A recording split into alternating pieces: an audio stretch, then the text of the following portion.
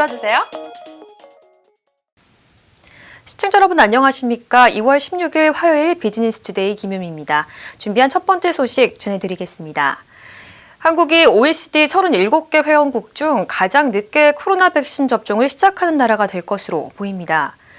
국제통계 사이트와 외신을 종합하면 OECD 37개국 중 이미 코로나 백신 접종에 들어간 나라는 32개 나라로 아직 접종을 시작하지 않은 국가는 한국과 뉴질랜드, 호주와 일본, 콜롬비아 등 5개 나라입니다. 전문가들은 조기에 백신을 확보하지 못한 것이 접종 시점을 늦춘 주요 원인이라고 지목했습니다. 한편 지난 15일 질병관리청은 오는 26일 아스트라제네카 백신으로 국내 첫 접종을 시작한다고 발표했습니다.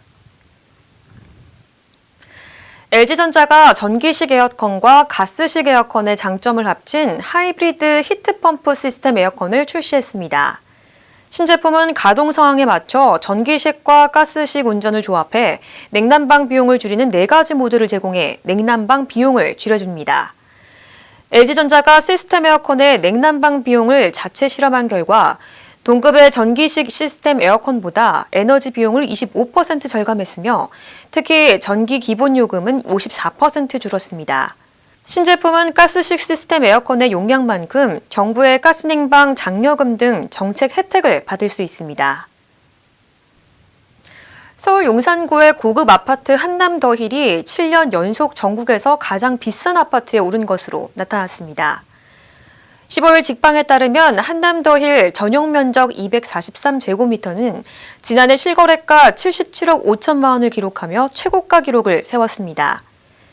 한남더힐은 지난 2014년 이후 매년 전국 실거래가 1위를 이어오고 있습니다.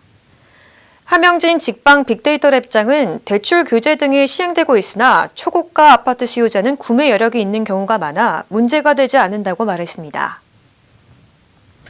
수감 중인 이재용 삼성전자 부회장이 코로나 대응 지침에 따른 4주간의 격리를 마치며 16일부터 일반 접견 신청이 가능해졌습니다. 그동안 변호인 접견만 가능했지만 삼성전자 주요 경영진과의 접견이 가능해지면서 미국 반도체 공장 등 대규모 투자에 대한 결정이 이루어질 것으로 보입니다. 16일 업계에 따르면 이 부회장은 김기남 부회장과 김현석 사장, 고동진 사장과 대표 이사 등 주요 경영진과의 면회를 통해 주요 현안을 보고받고 최종 결정을 내릴 것으로 관측됩니다. 한편 삼성전자는 현재 100조 원이 넘는 현금을 확보해 놓은 상태로 해외 파운드리 시설 투자와 대규모 인수합병을 고심하고 있는 것으로 알려졌습니다. 아모레퍼시픽이 대만 시장 공략에 속도를 내고 있습니다. 아모레퍼시픽은 현지 시간 지난 15일 쇼피와 파트너십 강화를 위한 MOU를 체결했다고 16일 밝혔습니다.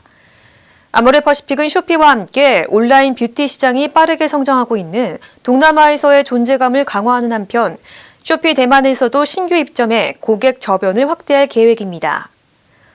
지난 2018년 쇼피에 입점한 아모레퍼시픽은 지난해 총 거래액이 13배 성장했고 동남아 이커머스 사업 규모를 2배로 확장했습니다. SK텔레콤은 SC제일은행과 함께 제1금융권 최초로 마이데이터 클라우드 구축에 나선다고 밝혔습니다. 두 회사는 SC제일은행 클라우드 내 마이데이터와 개인 자산관리 데이터, 솔루션 분석 결과 데이터를 보관할 수 있는 저장소를 구축할 계획입니다.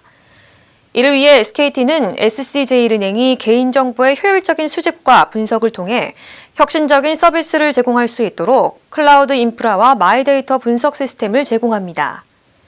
SKT는 이번 제1금융권 대상 마이데이터 클라우드 구축 사업을 계기로 국내 클라우드 업계에서 입지를 다진다는 계획입니다. 쿠팡이 미국 뉴욕 증권거래소 상장을 공식화하자 유통업계에서는 긴장감이 흐르고 있습니다. 국내 이커머스 시장에선 향후 3년 내 도래할 것으로 내다본 물류 전쟁이 예상보다 일찍 가시화했다는 평가가 나옵니다. 미국 증권거래위원회에 공시된 쿠팡의 상장 증권신고서에 따르면 쿠팡은 당일 배송을 폭넓게 실현해 기존 물류 체계를 재편하겠다는 포부를 드러냈습니다. 쿠팡은 증권신고서에서 거의 모든 주문에 대해 전국에서 당일 배송이 이루어질 수 있게 하겠다고 밝혔습니다. 지난 7일 검사장급 검찰 고위 간부 인사에서 신현수 청와대 민정수석의 의중이 반영되지 않았다는 말이 15일 검찰 안팎에서 나오고 있습니다. 조선일보에 따르면 신 수석은 최근 지인들에게 이번 검찰 고위 간부 인사 논의에서 박범계 법무장관 등에게 배제당했다는 취지의 말을 하며 불편한 심기를 표출한 것으로 전해졌습니다.